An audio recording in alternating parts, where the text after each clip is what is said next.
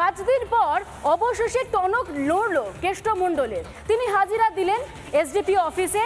আইসিকে যেভাবে কদর্য ভাষায় আক্রমণ করেছিলেন, এতদিন পর তার মনে হলো হাজিরা দেওয়া দরকার। আর তারপর মাত্র 2 ঘন্টা এসডিপি অফিসে থাকলেন, তারপর বেরিয়ে এলেন। দেখুন।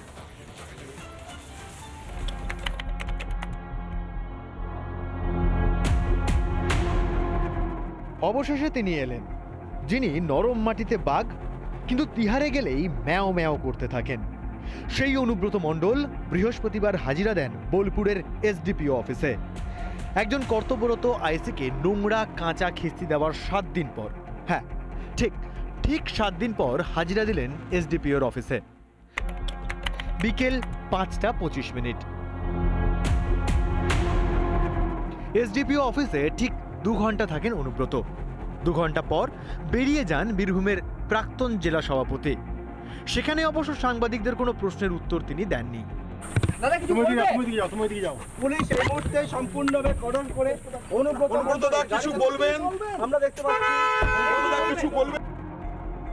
তবে 2 ঘন্টা জিজ্ঞাসাবাদের পরও বেশ ফুরফুরে তৃণমূল নেতা। ফুরফুরে মেজাজে সেখান থেকে অনুব্রত চলে যান পার্টি অফিসে। সেখানে গিয়ে অবশ্য সাংবাদিকদের প্রশ্নে ইঙ্গিতপূর্ণ উত্তর দিয়েছেন মুখ্যমন্ত্রীর স্নেহধন্য অনুব্রত। আমি 2 দিন দেখি, তারপর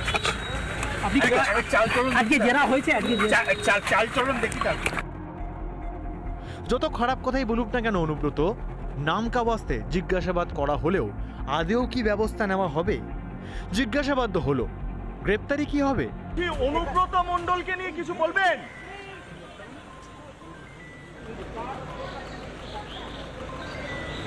এখানে কি নেই।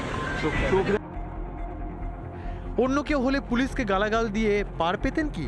গ্রেপ্তার না করে মুখ্যমন্ত্রী যেভাবে প্রোটেকশন দিচ্ছেন, ভাবা যায় না। অনুব্রত মণ্ডল টন্ডল কেউ নয়। যত রেপিস্ট, যত খুনি, যত জঙ্গি, যত জিহাদি, যত রোহিঙ্গা অনুপ্রবেশকারী, যত চোর, সকলের একমাত্র প্রোটেক্টর, আর্কিটেক্টর এবং ছাতা, তার নাম হলো মমতা। পুলিশ তৃণমূল নেত্রীর নির্দেশে অনুব্রতকে রক্ষা করতে চাইছে। এখানে কোনো ভুল নেই। এক, ফোনের কথা বাইরে গেলে কি করে সেটা তদন্ত হচ্ছে। কেন ফোন করলো, কেন গালাগালি দিল, তা তদন্ত পুলিশ করছে। বড় মুশকিল ব্যাপার। কেন বাজেয়াপ্ত হলো না অনুব্রতর ফোন? যে পুলিশ চাকরিহারদের লাঠি মারতে জানে, সেই পুলিশ কেন অনুব্রতর বেলায় চুপ?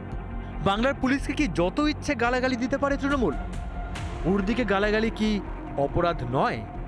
আর কত শিরদাঁড়া উপহার চায় পুলিশ? গালাগালি করে বুক ফুলিয়ে ঘুরবেন অনুব্রতের মতো নেতারা, আর পুলিশ মাথা নত করে নির্দেশ পালন করবে? অনুব্রতকে গ্রেপ্তারের নির্দেশ কবে দেবেন পুলিশ মন্ত্রী মমতা বন্দ্যোপাধ্যায়? রিপাবলিক বাংলা। নানা ধরনের কন্টেন্ট দেখার জন্য লাইক করুন, শেয়ার করুন আমাদের ফেসবুক পেজ, সাবস্ক্রাইব করুন আমাদের ইউটিউব চ্যানেল। পাশাপাশি অন্যান্য ব্রেকিং নিউজের জন্য অবশ্যই চোখ রাখুন রিপাবলিক বাংলায়।